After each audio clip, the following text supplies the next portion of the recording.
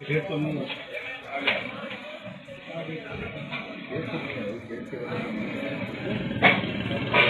इनको बोलना थाने की गाड़ियों को बाद में थोड़ी है, ये डाल के दो पेट का क्या मतलब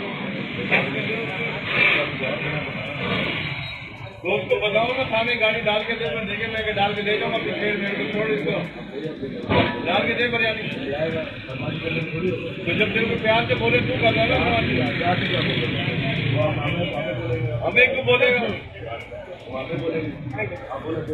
छोड़ भाई ये डाले छोड़, बुला डेढ़ को, बुलाओ डेढ़ को प्राइम मिनिस्टर है क्या? रोड सब घेरा हुआ, डेढ़ कर रहा है, बता दूंगा लेके रखी थी गाड़ी में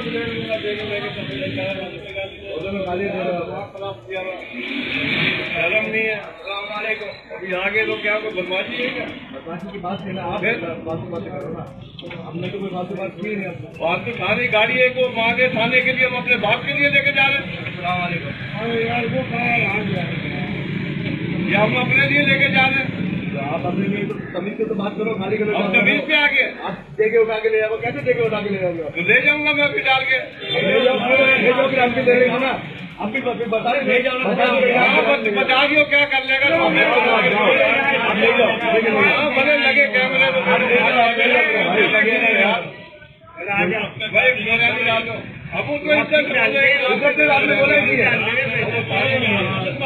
आपने इज्जत से बोला नहीं, आपने इज्जत से गालियाँ ले